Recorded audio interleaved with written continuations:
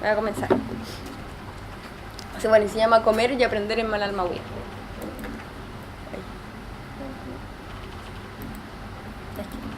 Ahí sí, ya.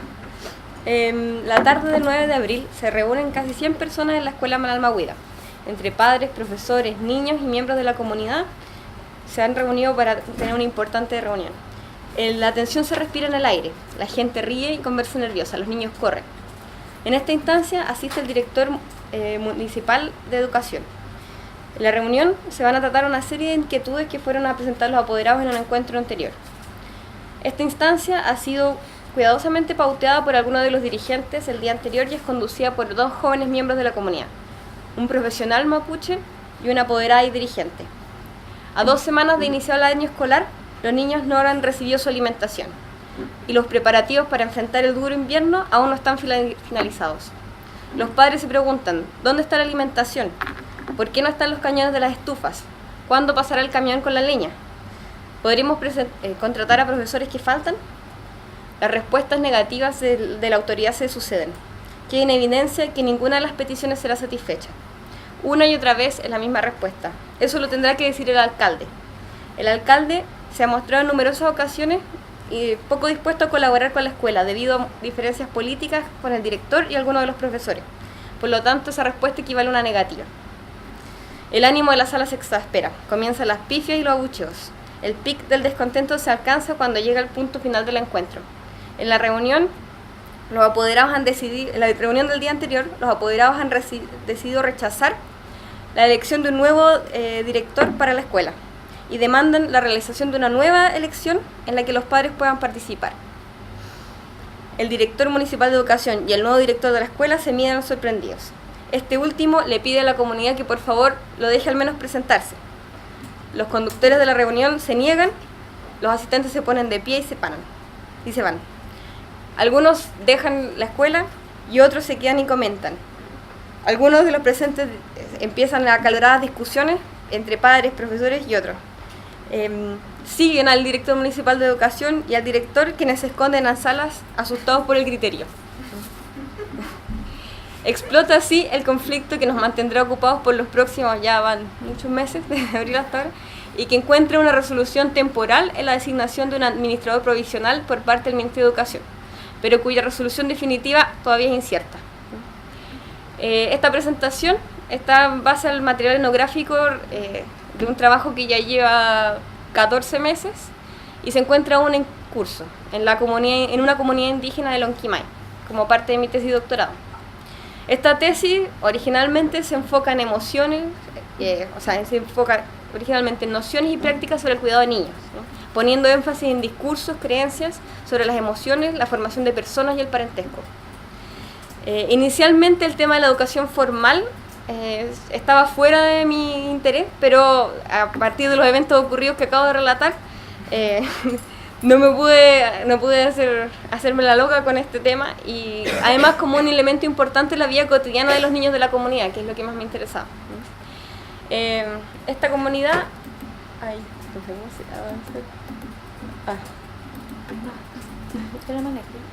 Sí, pues. Sí, está como al revés. Ahí está. Esta es la 9ª región, la comuna de Lonquimay, y la comunidad se llama Pedregoso. ¿Ya? Está ahí en el centro de la comuna. Cuenta con alrededor de 2.000 habitantes y se encuentra a 30 kilómetros del pueblo de Lonquimay. ¿Ya? La población es casi exclusivamente pehuenche y las principales actividades económicas consisten en ganadería de pequeña escala, agricultura de subsistencia, recolección de piñón y principalmente trabajo en el norte del país en la temporada de fruta, además de los bonos y pensiones asistenciales del gobierno. De estas últimas 2 fuentes viene la gran parte del ingreso monetario de la familia de la comunidad. La zona pehuenche en general históricamente ha sido una zona de huida y refugio para las comunidades indígenas que han sido perseguidas por las campañas militares de la pacificación de la Araucanía por el lado chileno y la conquista del desierto por el lado argentino. Esta situación ha significado simultáneamente protección y aislamiento, ¿no? Es un territorio donde el acceso a servicios de salud y educación aún se vuelve muy dificultoso. La electricidad es un logro de los últimos años, la señal de celular todavía la estamos esperando y el mapudungún todavía conserva un gran número de hablantes nativos, incluso jóvenes. El territorio cuenta con 2 escuelas básicas, la escuela particular subvencionada y la escuela municipal, que es la que estoy hablando ahora, ¿no? Esta última cuenta en este momento con 70 niños y niñas repartidos entre pre-básica y octavo básico. Además, la escuela cuenta con un internado en el que aloja un número muy variable de niños y que fluctúa tanto porque tanto los apoderados como los niños mismos pueden estar internos o externos de acuerdo con lo que ellos quieran. Entonces, para por ejemplo, un evento como el cumpleaños del niño, los papás van y lo sacan, o porque lo visitó su primo favorito, van y lo van a buscar para que esté con el primo, y los niños a su vez se salen por esas razones o se internan porque un amigo o un pariente, un primo se volvió a internar. Entonces fluctúa entre 10 niños y 30 niños internos. Para cursar enseñanza media, todos los niños deben asistir al liceo, a un liceo en zonas urbanas, ¿ya? Donde gran mayoría de las veces se encuentran internos. Algunos acuden al liceo más cercano a Lonquimay, donde sus padres pueden visitarlos de vez en cuando y ellos pueden volver a sus casas los fines de semana, pero muchos otros se dirigen a lugares más lejanos como Temuco, Cholchol e incluso Santiago y Rancagua, donde pierden casi por completo el contacto cotidiano con la familia y la comunidad, ¿no? Como mencionaba anteriormente, la comunidad se encuentra movilizada desde abril por lo que se comentó recientemente y una serie de irregularidades con respecto a la administración de la escuela y una larga historia de conflicto con el alcalde en ejercicio. Esta movilización, por inesperada, me ha dado múltiples oportunidades para ahondar en temas de interés que tenía yo previamente, pero esta vez en el contexto escolar. Asimismo, ha significado la incorporación de nuevas dimensiones que yo no había contemplado anteriormente. Entonces, lo que voy a presentar ahora es un comentario sobre una investigación etnográfica que tiene como escenario una escuela básica en la comunidad pehuenche, pero no se trata necesariamente sobre la escuela ni sobre la educación, ¿no? Entonces, lo que yo voy a tratar de relevar acá son las dificultades y las riquezas de observar temas transversales a la vida cotidiana de los niños en la escuela, ¿no? Y en el fondo la riqueza de la etnografía es que me permite contrastar lo que pasa dentro de la escuela con lo que pasa en los hogares, con lo que pasa en el pueblo, con lo que pasa en el liceo y en las veranadas, ¿no? Porque yo estoy ahí en todas partes. Entonces primero me voy a referir a algunos aspectos metodológicos de cómo ha sido mi trabajo en la escuela, y segundo, aspectos temáticos, de qué es lo que yo he encontrado en esta movilización que va a servir para mi investigación original, ¿no? Son pequeñas reflexiones en un comienzo muy inicial. Entonces, bueno, con respecto a los aspectos prácticos, lo primero que yo me encontré fue, a esa es la comunidad de Pedregoso, que es muy bonita ahora en el verano. ¿Qué pasó? Sí, bueno, estos son los niños de la escuela y están en un acto del día lunes, todos uniformaditos. Sí. Bueno, mi primera cosa que encontré fue cuál iba a ser mi rol como investigadora dentro de la escuela, ¿no? Pensando un poco con el trabajo clásico de Nancy Mandel sobre la observación participante con niños, donde ella plantea 3 posibles roles que uno puede usar: un observador distante y desapegado, un observador semiparticipante y el observador plenamente participante, que ocupa un rol del menos adulto. Cuando lo que ella plantea es que uno puede hacer un poco que los niños se olviden del tamaño, la diferencia de tamaño y quizás diferencias cognitivas que uno tiene, y uno puede participar plenamente de las actividades de los niños, ¿ya?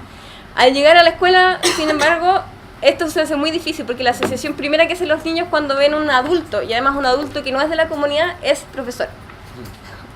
Entonces inmediatamente empieza tía, ¿no? Y además algunas de las actividades que yo tuve dentro de la escuela inicialmente reforzaban ese rol, porque los profesores ven a una persona acá y le piden, oye, ¿por qué no me ve a los niños un rato? Qué sé yo, y entonces uno se empieza a convertir en profesor, ¿ya? Como sabían que yo sabía inglés, inmediatamente me pidieron un curso de inglés para los más chiquititos, ¿ya? Y lo que significaba que yo tenía que pararme así frente a los niños, y era una situación muy incómoda porque yo no soy profesora. Entonces, oye, cállate aquí, siéntate acá. Entonces yo rápidamente dejé eso porque dije, yo no soy profesora, esto no le está ayudando a los niños.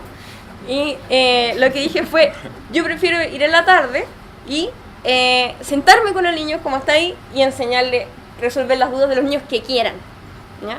Entonces, ahí inmediatamente traté de bajarme un poco del rol de profesora y era una persona que estaba ahí para ayudarle. Mis condiciones eran, yo no voy a trabajar con más de 5 niños y no voy a trabajar con niños que no quieran. Entonces a veces los papás me decían, oye, pero ¿por qué no agarra a Pablito? Y yo decía, no, porque Pablito no quiere. Cuando Pablito quiera va a venir acá.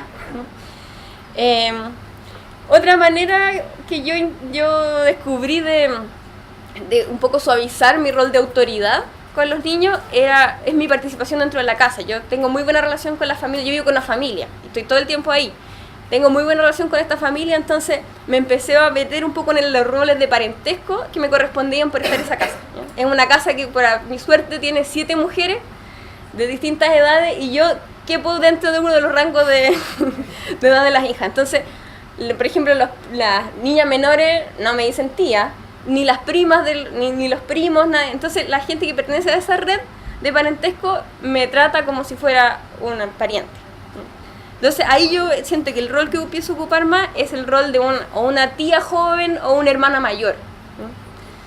Que también tampoco es el rol de inmersión por completo, pero sí es un rol que me permite una cercanía y una confianza con los niños que no tendría si estuviera solamente en la escuela, ¿no? Y además que los niños me ven los fines de semana, porque es un quiebre con los profesores. La primera vez que me vieron un sábado quedaron así, pero ¿qué está haciendo acá? Y además que participo de otras actividades, como actividades religiosas, ir a bañarme al río con los niños. Entonces rápidamente se empezó a diluir un poco esto de la profesora, ¿no? Y los niños me empezaron a tutear. Entonces también por otro lado no me quería convertir completamente en una niña más, porque tengo pensada y estoy un poco realizando actividades en las que yo necesito dirigir un poco a los niños, ¿no? Como estas técnicas que hay para el trabajo participativo con niños, ¿no? Que es mi otro punto, cómo me he enfrentado a esto, que ahí abajo están haciendo los niños estaba piloteando alguna cosa con los niños, ¿ya? Entonces, bueno, cuando uno trabaja con niños, a veces uno tiene que saber que los niños no van a tener la paciencia, la atención o a veces el interés de trabajar con uno como adulto, de tener largas conversaciones. A veces sí, pero la mayoría del tiempo no. Entonces, yo me acerqué a la escuela en primera instancia también porque pensé este es el lugar ideal para trabajar con estas técnicas en que los niños dibujan, sacan fotografías, escriben pequeñas notas, y entonces empecé a probar un poquito estas técnicas dentro de la escuela, pero me encontré con ciertos problemas.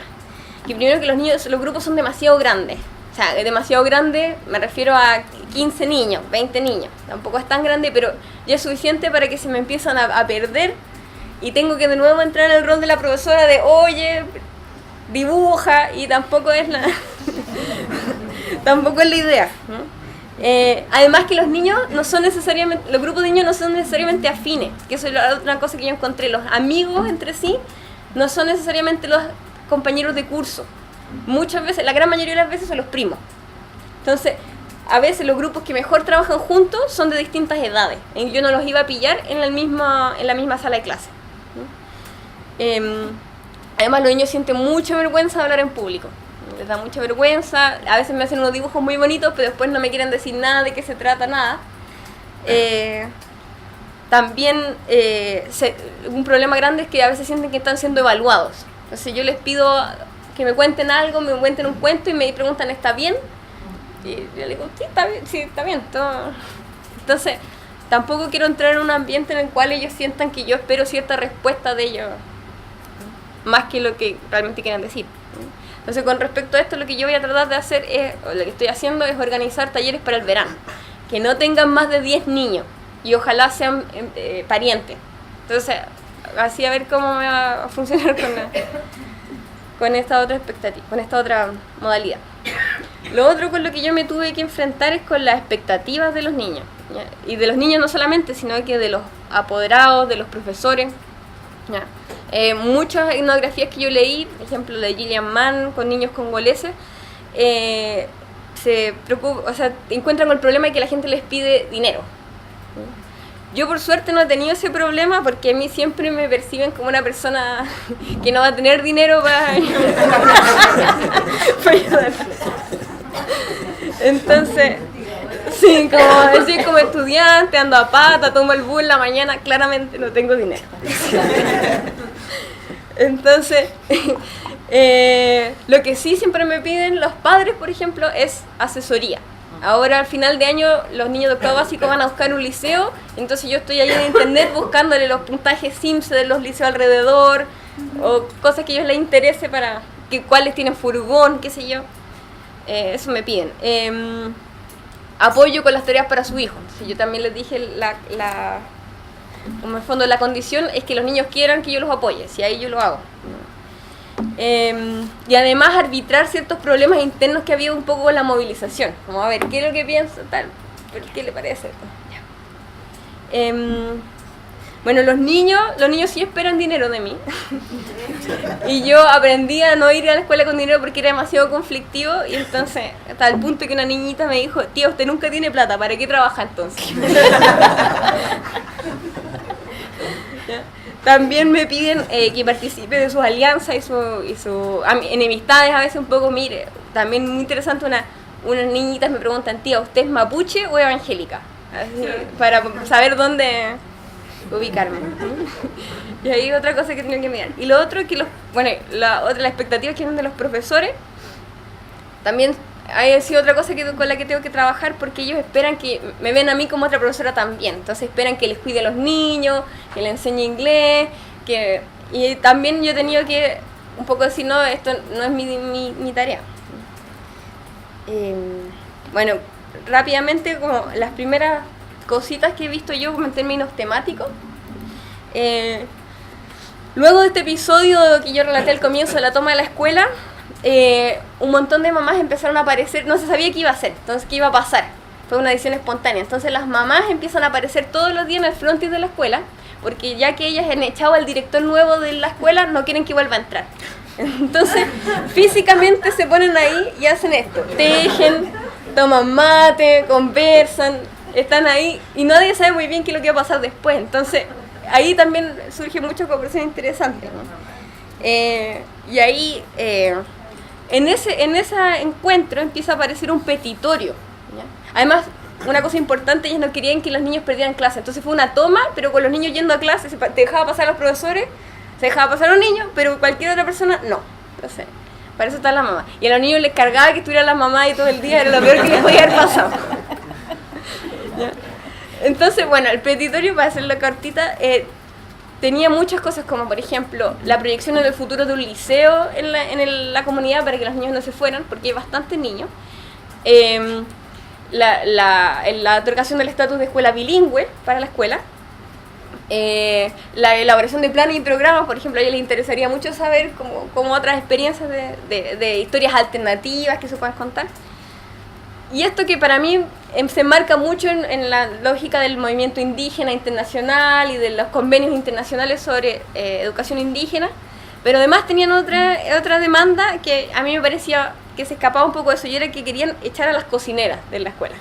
Eso era tan importante, o más importante aún, que el tema del currículum, de los planes y la elección. Entonces, Mapudungun, ya. Entonces, y eran la cocinera de gente de la comunidad, yo no sabía cuál era el problema. Eran personas quizás menos cariñosas de lo que no habría pensado, pero yo no me explicaba el odio que le tenían las cocineras. Hasta que yo hablé con mucha gente, nadie me quiere decir, hasta que yo hablé con mi hermana de la casa, mi hermana mayor, y le dije, ¿qué pasa? Y me dijo, lo que pasa es que los papás quieren sacar a las cocineras porque creen que son brujas. Entonces, hay una cocinera que es una señora mayor que es tía de una de las dirigentes, y el papá de esta dirigente, el hermano de la señora, falleció de una muerte muy lenta y dolorosa. Tuvo una enfermedad degenerativa muy terrible, que eso en contexto mapuche claramente quiere decir brujería. Y la persona beneficiada por esta muerte era su hermana. Entonces, claramente ahí había algo. Y además, hace un par de años falleció un niño de un cáncer al estómago de la escuela. Entonces, ahí ya... Y para colmo de males, los niños mismos acusaron que las cocineras no les querían dar el pan que venía con las raciones. Entonces también no comer pan en un contexto mapuche pehuenche es una cosa muy grave, porque a uno lo puede debilitar. Sí. Entonces, a mí me gusta este tipo de... fijarme en este tipo de hechos porque son dimensiones que generalmente son marginadas de la discusión sobre política intercultural de educación en contexto indígena, que la mayoría de las veces se tiene que ver con el encuentro de conceptos exógenos o de prácticas exógenas en comunidades indígenas, ¿ya? Por ejemplo, la idea de Estado-Nación, eso se ve en los trabajos de, por ejemplo, Andrea Zuluk con con niños mapuche, pero argentinos, o con cómo las comunidades resisten, transforman y resignifican tales aprendizajes, como muchos trabajos que se hacen en el Amazonas, como de Clarice Kohn, de Andrea Tassinari. Pero a mí lo que me interesa es relevar que la escuela no solamente se encuentran agentes del sistema educacional con niños y apoderados de una comunidad, como en el fondo los Winca, los mapuche o los indígenas o los no indígenas, sino que también personas que pertenecen a la misma comunidad y que tienen relaciones que preceden la escuela y se extienden fuera de ella, ¿no? Entonces, y que hay relaciones y también se encuentran, no solamente eso, sino que también se encuentran con nociones sobre el cuidado del cuerpo, sobre la reproducción de la persona, sobre todo en escuelas como esta que tienen internado. Entonces ahí es cuando entra, por ejemplo, dónde los niños duermen, con quién duermen, quién cocina, qué comen, ¿no? Y en el fondo, lo que yo estoy tratando de hacer ahora con mi material es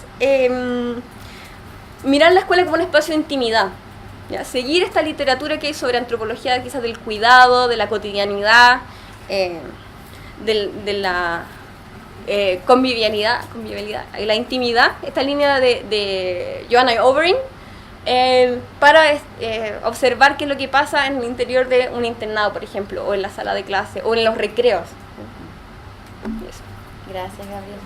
Muchas gracias. Bien.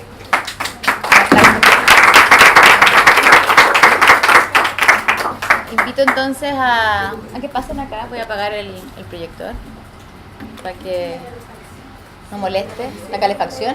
Está muy helado. Está helado, están todos congelados. Pero así no se quedan, no se duermen. Claro. ¿Nos vamos por allá? No, que